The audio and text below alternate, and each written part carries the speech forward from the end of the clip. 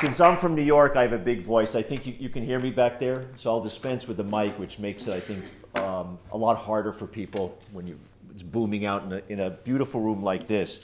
Thanks, everybody, for turning out, and it's a particularly, I guess, interesting evening for us to meet here, and we'll get into that in the Q&A in terms of what happened at the Democratic National Convention. That's not everything I want to talk about tonight, but I want to start by thanking Scott Brown and Ted Terry, I think, is here as well.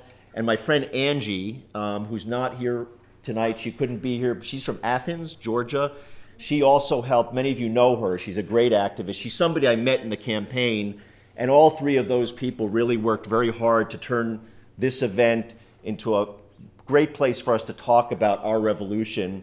I also want to thank my good friend Noel McAfee, who's down here. I've known Noel for a long time, and Noel is a professor here at Emory, and because of her we have use of this room. So a little round of applause for all those people.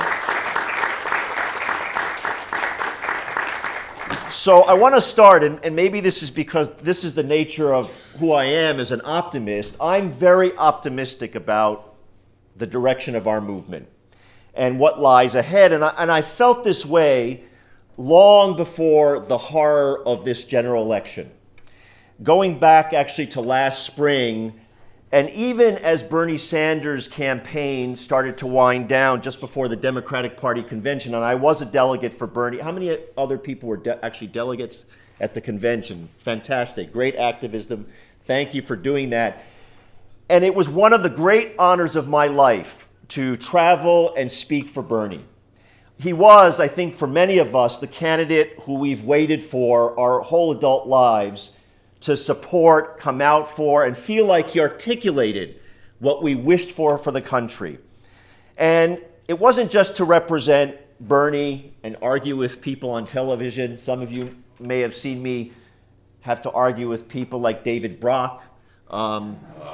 Everybody chuckles about that. Yes, David Brock is not one of my favorite people, and I think represents that kind of insider elite that all of us want to challenge and take on. But the reason it was such an honor was not just because of Bernie. It was because of the incredible people I met throughout the campaign. And I got to travel throughout the country to Iowa, Wisconsin, California, Florida. I put on thousands of miles, and really what I found was just an incredible, incredible number of people, thousands of people. Something I had not seen in my entire adult political life, which I've done since I was a teenager, coming out to really want to change their community and their country. And those are the kind of memories that I hold on to. Even when I have to listen to Donald Trump or people in our own party, I think of those people in Iowa, Wisconsin, California. I remember having a little forum in a small town called Anamosa, Iowa. I think there are about 10,000, 15,000 people in Anamosa. And I met with a small group of teenagers, the future of the country. And we had a wonderful discussion, including on the minimum wage. And there was one young woman, 16 years old, who had heard all the rhetoric about the minimum wage being, the starter wage, and just for teenagers. And we should accept that as what we are thankful for. And at the end of that conversation, which was 10 minutes, people actually got to understand, particularly this young woman, learned and understood that actually everybody should get a decent wage, no matter what work you do. It doesn't matter whether you're doing a job at a Arby's or what's known as a retail store or working at some high-end place. Everybody deserves a decent wage. And I think we have to keep this positive attitude about the great things we can do in our movement. And it reminds me of what F. Scott Fitzgerald said. You've probably heard this. The test of a first-rate intelligence is the ability to hold two opposed ideas in mind at the same time and still be able to function. And here are those two opposite ideas. Donald Trump and his bigots and his billionaires and his bungling incompetence, because those people actually don't know how to run a government, they are going to do great damage to the country. and they have already done great damage to the country. And I'm sure many of you, like I, poured out to airports, have marched when the travel ban came out, took part in the Women's March, have rallied and turned out, but we have to acknowledge that they hold tremendous power now and that they are going to hurt millions of people. And at the same time, I think we can hold in mind that there's great energy, great progressive energy in the country. So let's look at the Democratic National Committee election that just took place. And I'm assuming that because there's social media and Twitter, nobody is in the dark about what happened just a couple of hours ago. I always felt about the Democratic National Committee chair election that it was important, but not the most important thing to do. It was not the most important thing to win. And we went and battled over that election, not because it was the most important thing. It wasn't a personal fight, as some in the media wanted to portray, Bernie people versus Hillary people. And that was a framing, I think, that the insiders wanted, because they wanted to trivialize what we have been trying to accomplish in the Democratic Party. Number one, it was about accountability. Now, my grandmother used to use the word chutzpah a lot. And I got to hand it to these insiders, the consulting class. They have gall and chutzpah that I have never seen.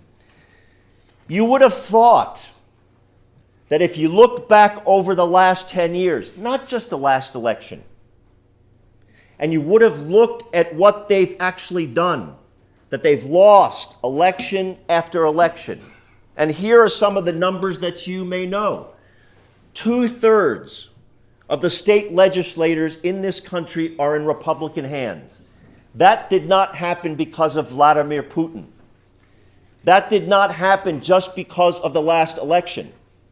That happened because the insiders and the elites and the consultant class, those people who are continuing to raise now millions of dollars, they failed. They did not know how to campaign and to win elections at state and county and local levels. Republicans now hold one of the biggest majorities they've ever had in the House of Representatives. You know that they control the Senate, and they have the Oval Office. So when these people who have failed, they have the audacity and the nerve to lecture us. Those people here, progressives, they have the nerve to lecture us and to call for party unity and to tell us how we should conduct ourselves and what the party should stand for in the wake of that failure. So that was partly what this Democratic National Committee election was about. This debate was, though, even more important about the core of what we stand for. And Bernie said this throughout the campaign, whether we wanted a party, and you've heard this many times over the last year, would we have a party that kowtows and caters to billionaires, lobbyists, and continues to pursue a completely bankrupt economic system? Neoliberalism, right?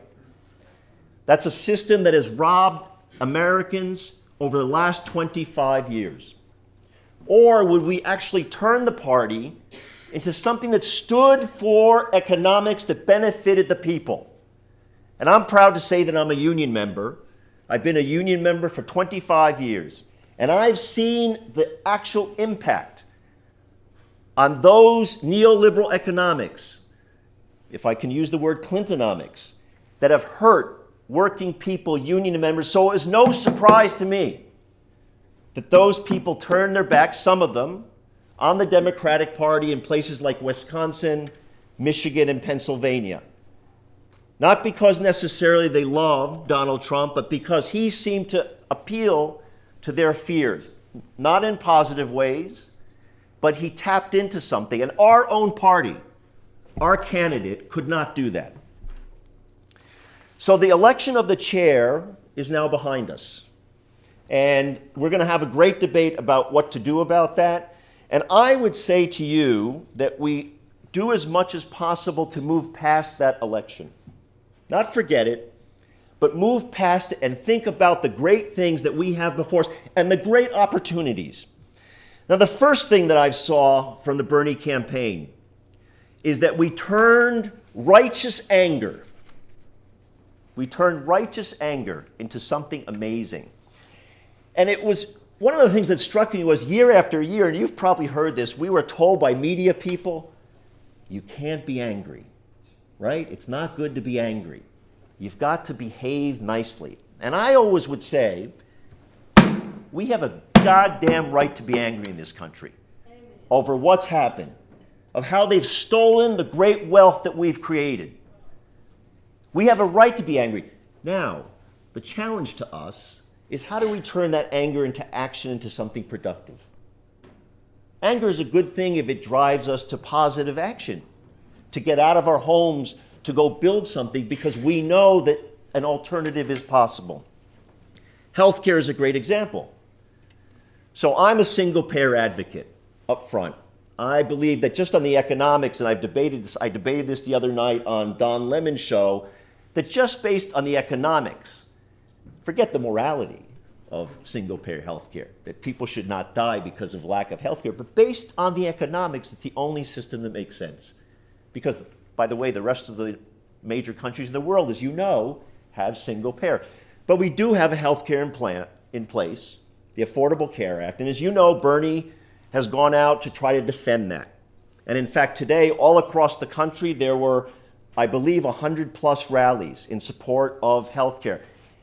And the point I really want to make about those rallies and the way people have turned out to those town halls is they have freaked out the Republicans. They've frozen them in place. And that's us. That's the Bernie Sanders movement. That's the way we have motivated a debate, ignited a debate, and essentially frozen them in place and not allowed them to just plow through and repeal that ACA. Now, we can debate whether the ACA is the best thing in the world. I have lots of criticisms of it, but the fact is there are millions of people covered under it, and it's one step forward. And our mobilization has created a debate that would not have happened a couple of months ago. And it's our revolution and the millions of people that have turned out in every community that have done that. The travel ban. The fact is that if people had not turned out to airports, thousands of people, within 24 hours, I was one of those people, like many people, went to John F. Kennedy Airport. I live in New York. If we had not turned out to those airports, and particularly in Seattle, Washington, that attorney general, those politicians would not have taken action to stop that travel ban. Attorneys generals, in particular politicians, as good as they might be in any state, if we had been silent, if we had not turned out, if we had accepted that, we would not have been able to stop that. I don't believe that an attorney general would have gone to court on his or her own, just to put themselves at risk politically. Now, we also took, going back to our Bernie campaign and the remnants of that, where after the campaign, after the convention, people continued to mobilize. We now control the Democratic Party in Hawaii. The state chair of Hawaii is a Bernie-crat. In Nebraska, in Washington State, in Florida, a friend of mine named Stacy Patel, and she became a friend of mine through the campaign. She is now the chair of the Brevard County Democratic Committee, which is the space corridor, you may know, near Cape Canaveral, on the eastern side of Florida. All of that activity is the positive energy that we have built from this campaign. And I say that because there are real concrete things that we can do to change the party beyond the Democratic national chair. Let me give you some more specifics about one particular place, San Luis Obispo. Anybody know where San Luis? Whoa! More people than I thought would know where San Luis Obispo is. It's a beautiful town in Central California. A year ago, a Bernie-crat named Heidi Harmon came to me. I had spoken just before the primary out at San Luis Obispo, and she called me and said, I'm thinking of running for mayor, but I'm really afraid. I'm nervous. It's a big step to do. She'd been very active in the community, particularly on environmental issues. What should I do? So we went back and forth over the number of weeks, and Heidi finally said, I'm going to take the plunge. And she won that race by 47 votes. So we now have somebody who was at the core of the Bernie Sanders movement in California, active in San Luis Obispo. She is the mayor and able now to shape real urban city policy. Then they took the next step. They didn't just stop by winning the mayoralty. They said, we have to organize the whole community into a progressive San Luis Obispo. So a few weeks ago, and you may have read about this, in San Luis Obispo, but throughout California, we won over 600, I want to say that again, over 600 seats in the California State Party. 600 plus seats are now controlled by Bernie-crats and progressives. And that was due to really hardcore community on the street, door-to-door organizing. And I went out to San Luis Obispo for that election. And I got to tell you, this was really an amazing sight. Most of these elections for these state parties are just sleepy affairs. You know, nobody shows up to them because most people don't want to be involved in their state party. Usually about 50 people show up in San Luis Obispo for these elections. I talked to a few veterans who've been around a long time. That day in the rain, and trust me, even though there's been a lot of rain in California recently, Californians are still not used to rain. It's not something they've been used to over the course of a number of years because of the drought. That day in the rain, 700 people turned out. Normally 50 people turn out, and 700 people turn out. And the election was in this squat little building, a union hall, that you had to go a few miles out of town. There were cars lined up and down the road, the side roads there for a quarter of a mile. And those people basically ringed the entire building right back to the start.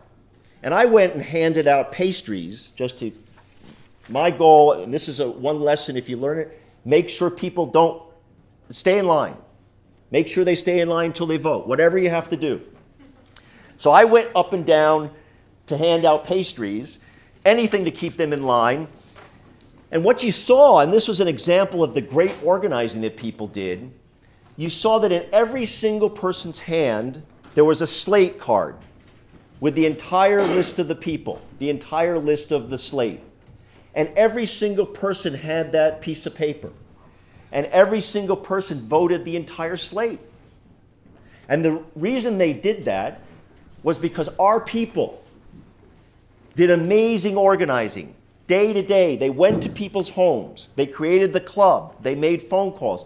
They used text and social media, but it was a lot of one-on-one. And so people, again, turned out. They waited sometimes 2 hours to vote. And you know that organizing worked because the vote was all 14 seats went to our people. We won all 14 seats. And every single one of our people won somewhere around 500 votes, and the establishment candidates were around 200. So you know that the slate organizing, the community organizing, the street organizing worked. And that's a lesson for us to take forward as we continue to organize. We got real challenges in trying to change this country and change the party. Number one is obviously resources. We don't have the kind of money necessarily at our disposal in small communities, but we can try to raise it. We have to do smart organizing. The kind of organizing that happened at San Luis Obispo, the kind of organizing I know Khalid's trying to do in his race, really grassroots, door-to-door organizing. We have to figure out how to bring more people into the movement. And that isn't always easy because people are, the real core volunteers, the people who are willing to put time in, make phone calls, fundraise. That is actually a small percentage of the people, but we have to figure out how to make it doable for as many people as possible to volunteer and to contribute. So that really builds our movement, builds a core group of volunteers. We have to figure out how to stay united. Those of you who are, again, on social media know there's a lot of debate that goes on inside our movement, inside the progressive movement, the Bernie movement. There's the Dem enter people. There's the Dem exit people. All the debate is good as long as we seek to try to keep united and not be so divisive that we scare people away. And I'm talking about the debate internally amongst ourselves, not the debate with the people, the insiders. The last thing I want to talk about, and then we want to move to the panel discussion and have a little bit of a Q&A, is a theme that in some way underscores both politically and thematically the challenge that we have about what we need to change in the country. And I want to start by talking about baseball. I'm a lifelong baseball fan. I guess I'm going to admit I'm a lifelong New York Yankees fan. I'll probably get booed and run out of... Go ahead. Let's do it all together. Come on. Very good. That's fair. I'm going to date myself a little bit. I go back to, look, Mickey Mantle. How could you not like Mickey Mantle, right? This was pre-Steinbrenner. So cut me a break. I just love the game. And I love it partly because of the sense of community that it brings. And I love going to baseball games because of the chatter that you have with people. Sometimes it's trash talking, but the chatter you have with people you don't even know.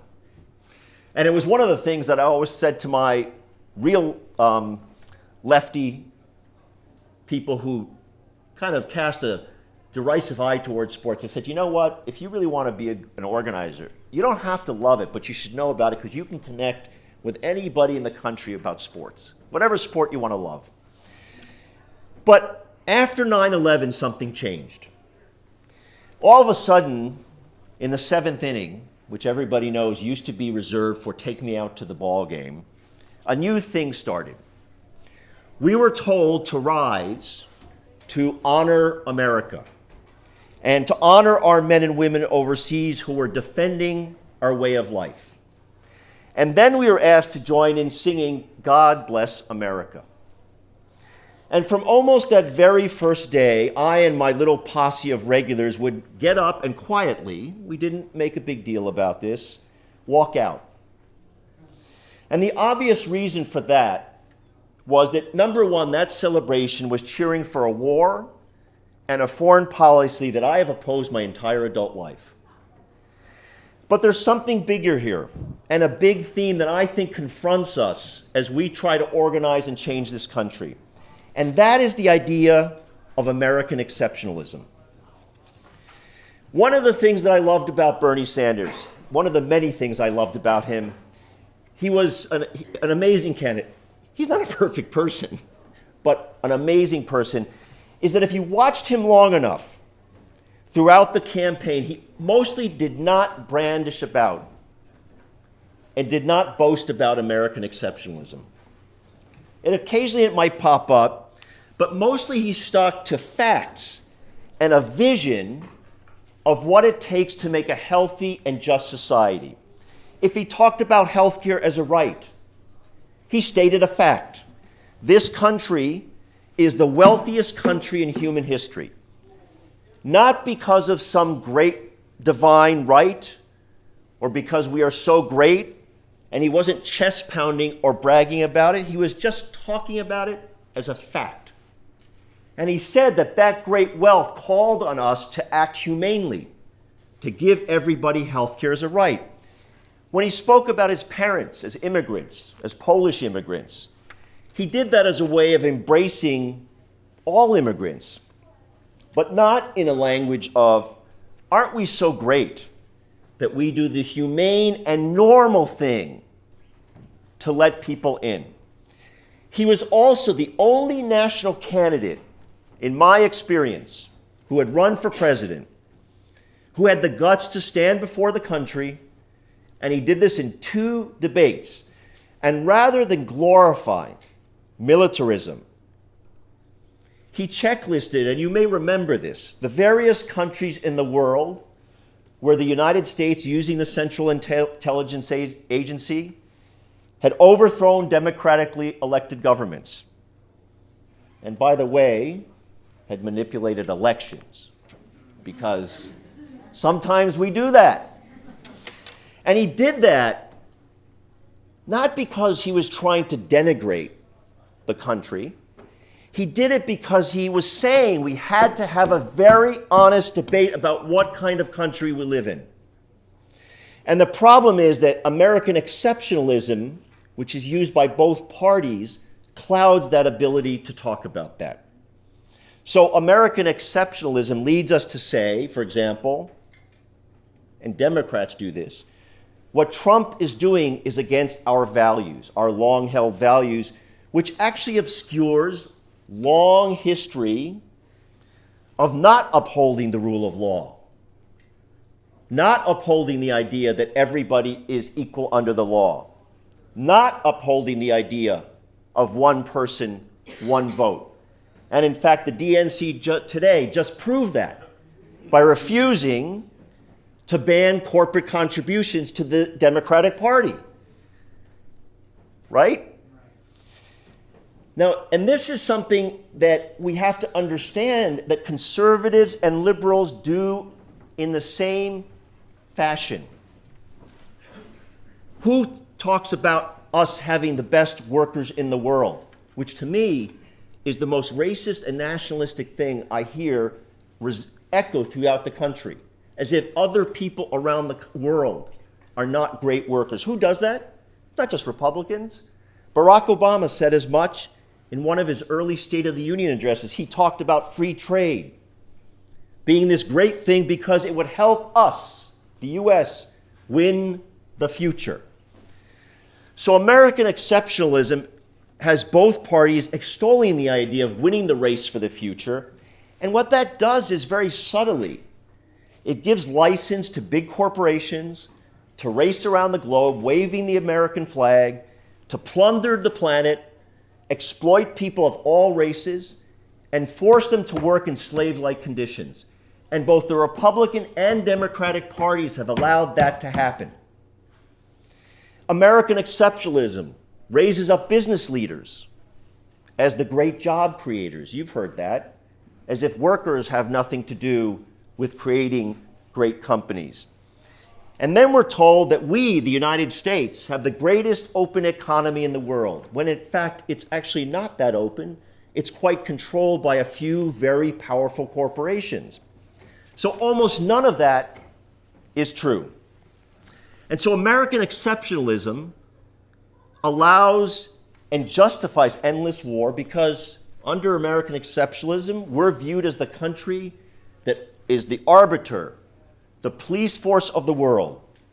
And as Bernie said, it allows us to justify interventions, overthrowing democratically elected governments, and manipulating elections. If we want to build a progressive movement with, for example, Black Lives Matter, then we have to challenge American exceptionalism because part of what is in that idea is a false belief that we have adhered in this country to the principle of the rule of law.